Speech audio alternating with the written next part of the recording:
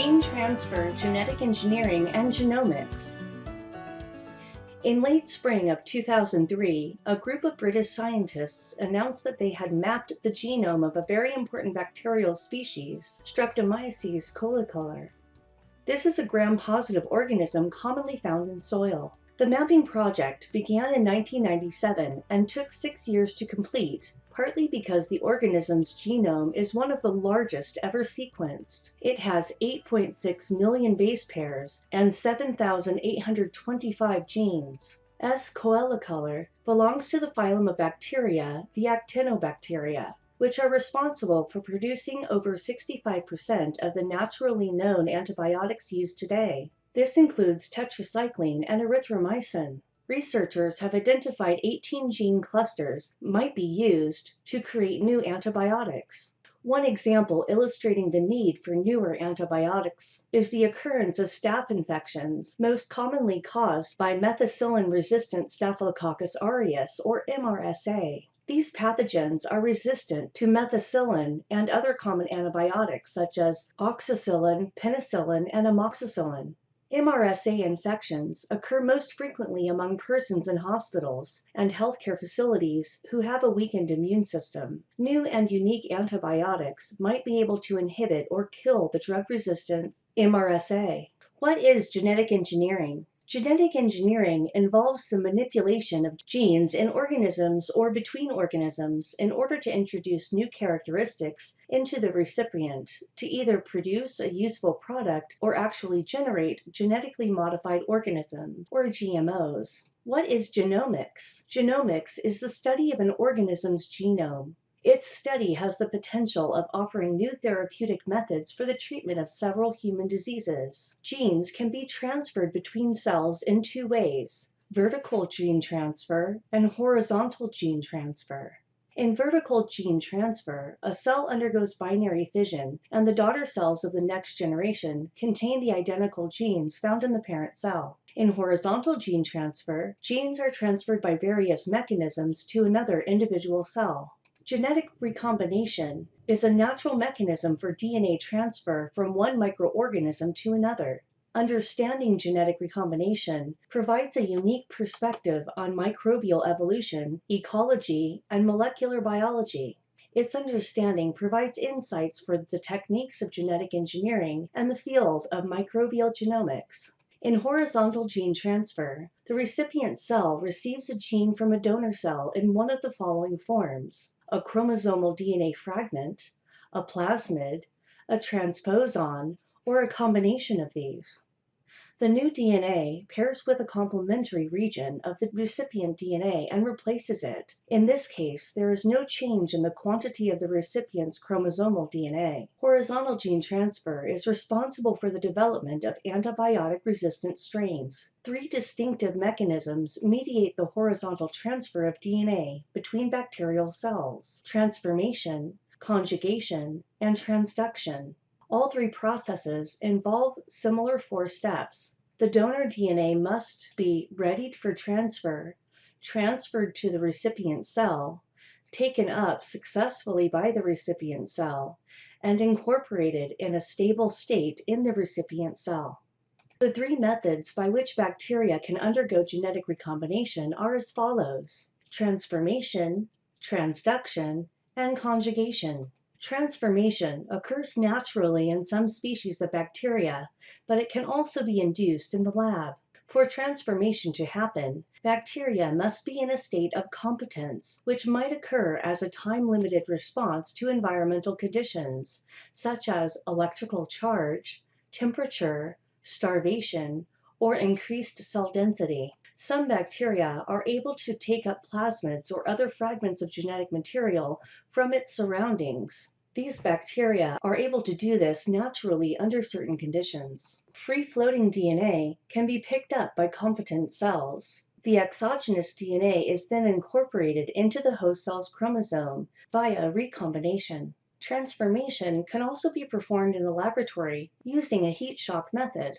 In this method, bacteria and plasmids are placed together in a culture.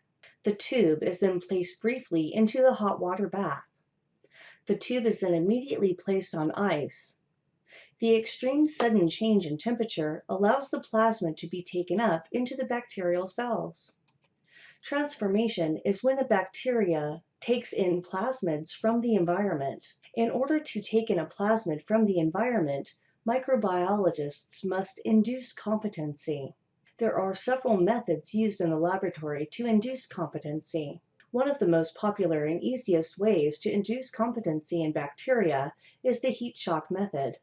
Heat shocking involves exposing the bacteria to a moderately high temperature for a brief amount of time. Immediately following the heat exposure, the culture is then put on ice. This extreme temperature change causes specialized surface proteins on the cell membrane to allow the plasmids to pass through. The bacteria are able to internalize the plasmids, and they can express the genes on those plasmids in the form of proteins. The recipient cell integrates the DNA fragment. The recipient, or transformant, has then gained some ability that it previously lacked. Griffith's experiments were the first to demonstrate transformation and horizontal transfer of genetic information. Pneumococci occur in two different strains. A wild-type encapsulated strain, which is designated S because the organism grows in smooth colonies and causes pneumonia, and an unencapsulated mutant strain, designated R because the colonies appear rough and are harmless. When Griffith injected the S strain into a laboratory mouse, it developed pneumonia and died. When a mouse was injected with the R strain, or harmless bacteria, cells did no harm to the mouse. Furthermore, an injection of heat-killed S strain cells did no harm because the cells were dead. But when Griffith injected a mixture of live R strain and heat-killed S strain cells into the mouse, it died.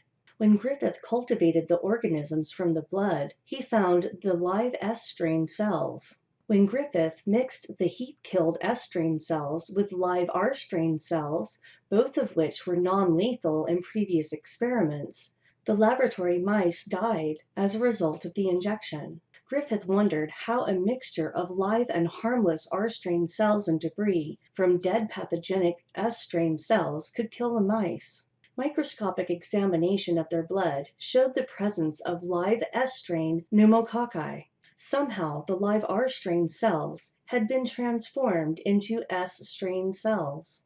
Transformation is an important genetic recombination method. Transformation takes place in less than 1% of cell populations. Transformation occurs regularly when bacterial cells exist in crowded conditions, such as in rich soil or the human intestinal tract. The ability of a cell to be transformed depends on its competency, which refers to the ability of a recipient cell to take up extracellular DNA from the environment. The transformation process occurs as follows. The bacteria cell dies and undergoes lysis. Here, the chromosome typically breaks apart into fragments of DNA composed of about 10 to 20 genes.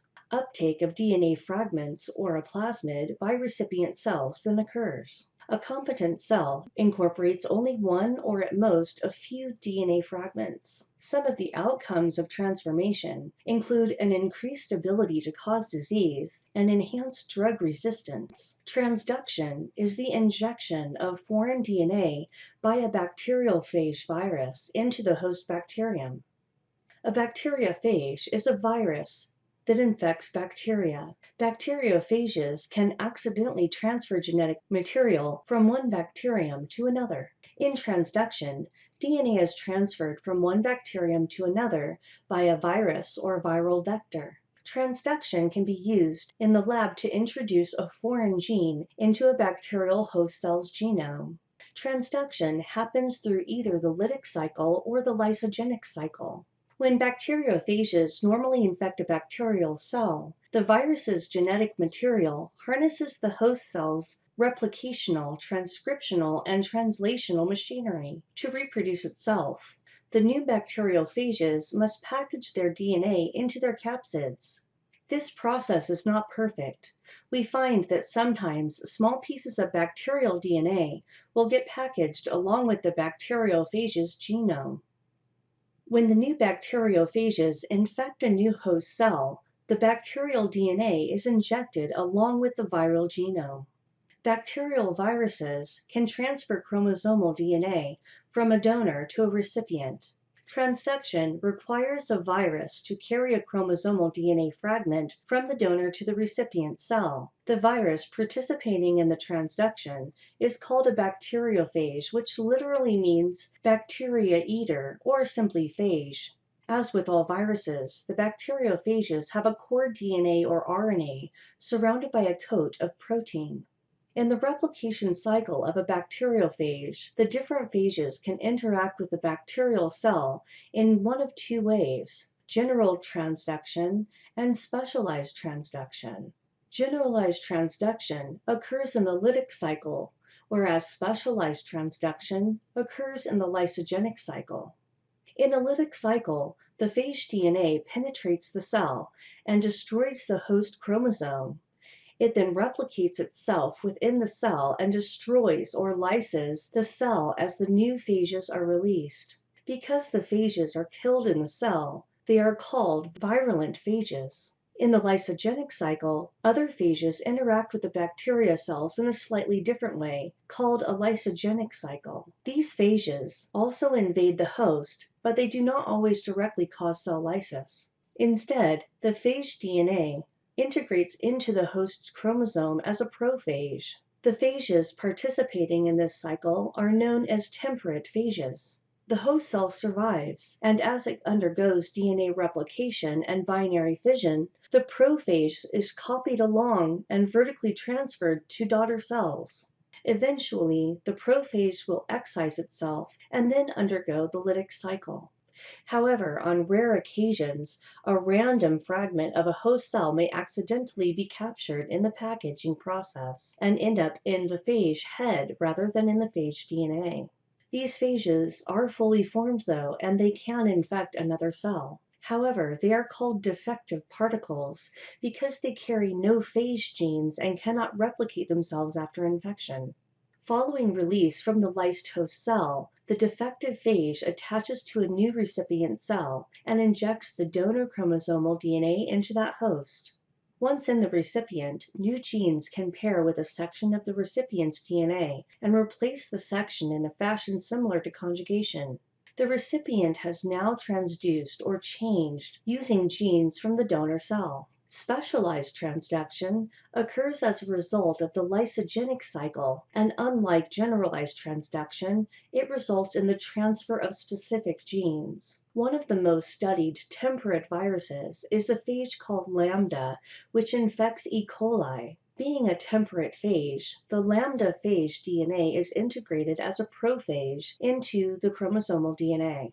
The phage can transfer bacterial genes by generalized transduction, which can involve any bacterial gene, or specialized transduction, in which the genes are from a specialized region. Conjugation is the transfer of genetic material between two bacterial cells in direct contact with each other through a cytoplasmic bridge. Bacterial conjugation is a method of genetic recombination or horizontal gene transfer in bacteria. In bacterial conjugation, bacteria cells are able to exchange their genetic material. However, keep in mind that this is not done as part of their reproductive process. Conjugation is made possible by an F plasmid. The F plasmid is the fertility plasmid. The F plasmid contains genes that allow a bacteria to form the sex pilus. The sex pilus can penetrate the cell wall and membranes of other bacteria. The sex pilus forms a cytoplasmic bridge with another bacterium. Once that cytoplasmic bridge forms, the F plasmid is then replicated and the copy of the plasmid will be transferred to the other bacterium. When the bacteria receives its copy of the F plasmid, it then has the ability to create its own sex pilus and can then go give copies of its F plasmid to other bacteria. When the F factor is transferred from a donor cell, F+, to a recipient cell, F-, becomes an F+ cell as a result of the presence of the F factor. Cells exhibiting the ability to donate chromosomal genes are called high-frequency recombination or HFR strains. In HFR strains, the F factor has attached to the chromosome. Once incorporated into the chromosomal DNA, The F factor no longer controls its own replication. However, the HFR cell triggers conjugation just like an F plus cell would. When a recipient cell is present, a conjugation pilus forms and attaches to the F minus cell. The two cells are brought together. One strand of the chromosome is nicked at the origin of transfer, and a portion of the single-stranded chromosomal DNA is then passed on to the recipient cell. An estimated 100 minutes is required for the transfer of a complete E. coli chromosome with plasmid genes, something that rarely occurs in nature. Thus, the F- cell usually remains a recipient and is referred to now as a recombinant F- cell. Conjugation between an HFR and F- cell allows for the transfer of some chromosomal DNA from the donor cell to the recipient cell. Should the entire chromosome be transferred to the recipient, the F factor usually detaches from the chromosome, and enzymes synthesize a strand of complementary DNA. The F factor now forms a loop to assume an existence as a plasmid, and the recipient cell becomes a donor F plus cell. Occasionally, in an HFR cell, the integrated F plasmid breaks free from the chromosome and in the process takes along a fragment of chromosomal DNA. The plasmid with its extra DNA is now called an F prime plasmid. When the F prime plasmid is transferred during a subsequent conjugation, the recipient acquires those chromosomal genes excised from the donor. This process results in a recipient having its own genes for a particular process, as well as additional genes from the plasmid DNA for the same process. In a genetic sense, the recipient is a partially diploid organism because there are two genes for a given function. The use of microbial genetics, including the isolation, manipulation, and control of gene expression, has had far-reaching ramifications, leading to an entirely new field of genetic engineering. Biotechnology is the name given to the commercial and industrial applications derived from genetic engineering. Plasmids can be spliced open, and a gene of interest can be inserted to form a recombinant DNA molecule. The field surfaced in the early 1970s when the technique became available to manipulate DNA. Among the first scientists to attempt genetic manipulation was Paul Berg of Stanford University. In 1971, Berg and his coworkers opened a circular DNA molecule from simian virus 40, or SV40, and spliced it into a bacterial chromosome. In doing so, they constructed the first recombinant DNA molecule, a DNA molecule containing DNA segments spliced together from two or more organisms. Herbert Boyer and his group at the University of California isolated restriction endonucleases, which are enzymes that recognize and cut specific short stretches of nucleotides. Importantly, the enzyme leaves the DNA with a Mortise-like staggered ends. These easily attached to complementary ends that protruded from another fragment of DNA. Scientists quickly dubbed these single-stranded extensions sticky ends. To seal the recombinant DNA segments, DNA ligase is used. DNA ligase is an enzyme that normally functions during the DNA replication process to repair and seal together DNA fragments. Stanley Cohen, also at Stanford University, found he could isolate plasmids from bacteria cells by inserting them into a fresh bacteria cell. Stanley Cohen, also at Stanford University, found he could isolate plasmids from bacteria cells and insert them into fresh bacteria cells by suspending the organisms in calcium chloride and then rapidly heating them. This made the E. coli cells competent, allowing them to take up plasmids via the transformation process. Once inside the cells, the plasmids multiply independently, producing clones. Working together, Boyer and Cohen isolated plasmids from E. coli. They then opened them using restriction enzymes. Next, they inserted a segment of foreign DNA into the plasmids. They then sealed the segment using DNA ligase. This process mimics the natural genetic recombination that can occur. They inserted plasmids, or recombinant DNA molecules, into fresh E. coli cells. In this construction, two unrelated plasmids or loops of DNA are united to form a single plasmid representing a recombinant DNA molecule. Bacterial cells can be transformed by the acquisition of a human gene. The best way to understand how genetic engineering operates is to follow an actual procedure. We'll follow the procedure for the production of human insulin. This is done by cloning the human gene for insulin into bacterial cells. This involves isolating the piece of DNA containing the human insulin gene and precisely cutting out that gene, then splicing the insulin gene into the bacterial plasmid. The recombinant plasmid is placed into bacterial cells, forming clones. The results are then screened for recombinant plasmids. Biotechnology has had many benefits to animals and humans by creating blood clotting factors, insulin, growth hormone, antiviral proteins, and many vaccines. It also benefits plants and agriculture by increasing herbicide resistance, insect resistance, crop spoilage protection, and creating genetically modified crops. We also see its effects in environmental biology, in a process called bioremediation. Bioremediation is where genetically engineered or genetically recombined cells are provided with specific genes whose products will help the environment in many ways. Some of these ways include breaking down of toxic pollutants, cleaning up waste materials, and degrading oil spills in an attempt to return the environment to its original condition. The field of medicine has definitely benefited from genetic engineering techniques. Understanding how the microbial communities that inhabit our bodies affect human health could lead to new strategies for diagnosing, treating, and preventing diseases. The presence or threat of infectious disease represents a high demand for antibiotics in the medical field. Although antibiotics are produced in nature, the bacterial or fungal organisms often do not produce these compounds in a high yield. This means new antibiotic sources must be discovered, and the microbes must be genetically engineered to produce larger quantities of antibiotics, or to produce modified antibiotics to which infectious microbes have yet to show resistance. Another product of genetic engineering is interferon.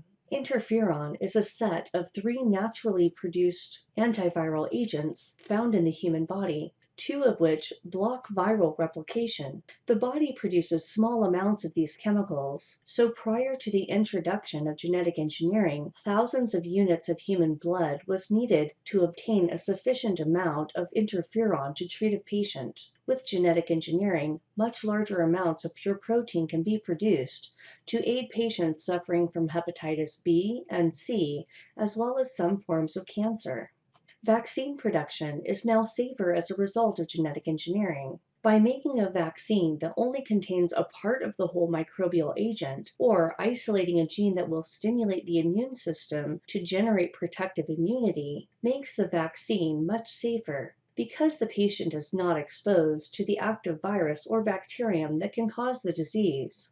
Exploring how microbial communities in soil and the oceans affect the atmosphere and environmental conditions could help us understand, predict, and address climate change. Genetic engineering has extended into many realms of science, including agriculture. Transgenic plants better tolerate herbicides used for weed control. It also has been used to generate resistance to insects and the production of crops that taste better, grow faster and larger, and have a longer shelf life. Harnessing the power of microbial communities might also result in sustainable, eco-friendly bioenergy sources. The addition of metagenomics tools to microbial forensics also help to monitor pathogens and create more effective vaccines and therapies against bioterror attacks, and to reconstruct attacks that might involve microorganisms. DNA probes can be used to identify a cloned gene or DNA segment.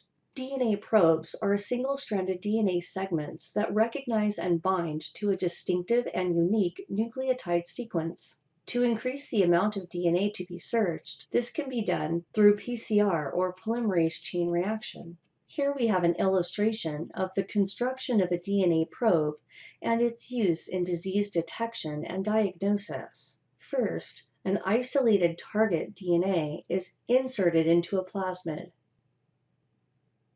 The plasmid is cloned in E. coli cells. The plasmids are then isolated, isolating the target DNAs. This process produces single-stranded DNA probes that can then be labeled with a radioactive, fluorescent, or colored chemical tag. Many microbial genomes have been sequenced. Known genomic sequences are rapidly expanding for many microorganisms. In May of 1995, the first complete genome of a free-living organism was sequenced. The 1.8 million base pairs in the genome of bacterial species Haemophilus influenzae. In April 2003, the Human Genome Project was completed. The Human Genome Project had succeeded in mapping the human genome. That is, 3 billion nitrogenous bases in a human cell were identified and strung together in the correct order, otherwise known as sequencing. This process brought about some interesting discoveries. Some human genes and human DNA sequences may have microbial origins. As many as 200 of our 25,000 genes are essentially identical to those found in members of bacteria. 25%, or some 6,000 genes, are also found in yeast. Several researchers suggest that some genes coding for brain signaling chemicals and for communication between cells did not evolve gradually in human ancestors. Rather, these ancestors acquired genes directly from bacterial organisms. This provocative claim remains highly controversial, and more work is needed to better analyze this as a possibility. Another discovery from the Human Genome Project indicates that about 5 to 10% of our DNA appears to code for proteins and regulatory RNAs. A number of scientists believe that some of the non-gene DNA may be genetic debris from viruses that infected vertebrate ancestors hundreds of millions of years ago. Estimates suggest that 3 to 8% of the human genome is composed of self-replicating fragments of viral DNA, so microbial genomes will have much to tell us about our past as comparisons continue. Thank you for watching.